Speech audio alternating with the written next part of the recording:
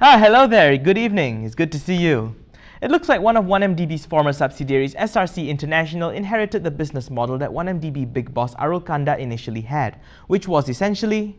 What's important to understand is the business model and capital structure of 1MDB.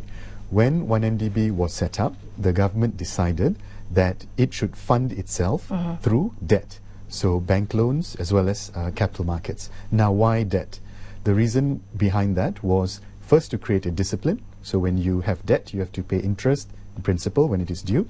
Secondly, it frees up government funds for other purposes like schools, hospitals, roads and so on. Arul, that's a block quote. I'm not taking it out of context. So SRC took a loan of 4 billion ringgit from the retirement fund incorporated KWAP.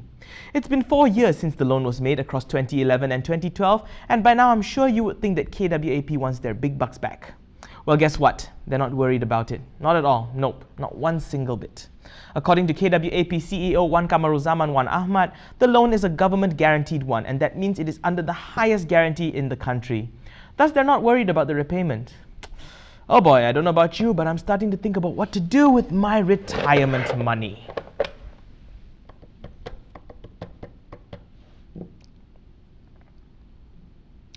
Hello, yes, is this Mossack Fonseca?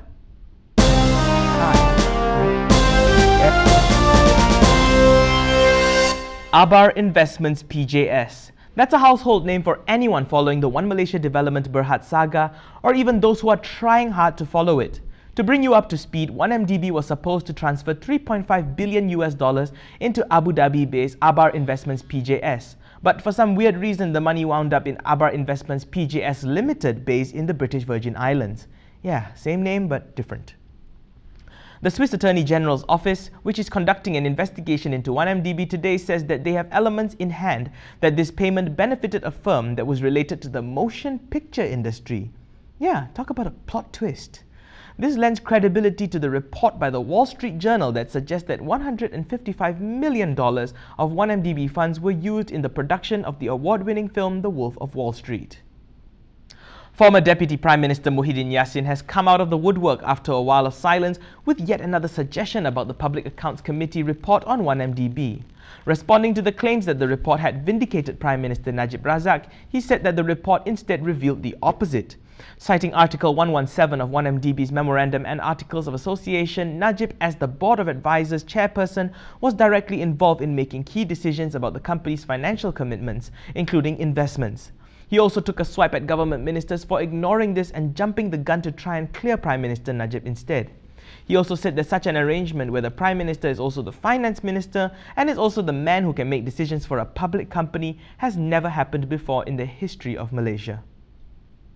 Sarawak Chief Minister Adenan Satem mentioned a secret state list today, saying that opposition members and activists on the said list will be barred entry until the end of the state elections. He says that as Chief Minister, he has to protect the interest of Sarawak from unsavoury elements, whether political or otherwise. This is despite calls from opposition parties and several NGOs to lift the ban. The legality of the ban is now in question as the State Assembly has been dissolved as of yesterday and the State Cabinet is only charged with daily administrative duties. When asked about whether opposition members would be denied entry during the election period, he said yes, except for some who will remain on the list after. Former Utusan Malaysia editor Said Zahari has passed away at 12:30 p.m. this afternoon at the age of 88. The Singaporean-born journalist was a prominent figure in the Utusan Melayu journalist strike in 1961, where he protested the takeover of the publication by UMNO. He was arrested and detained by the Singapore government under the Internal Security Act for 17 years during Operation Cold Store. Said is also the second longest serving political detainee in Singaporean history. Amnesty International recognizes Said as a former prisoner of conscience. And that's it from me today. You know, it's been a while now. Are you able to safely say that you understand One Malaysia Development Berhad and what they do? Let me know in the comments, because frankly, I'd say I only understand 80% of it. And that's an exaggeration. Maybe I need tuition classes from Tony Pua.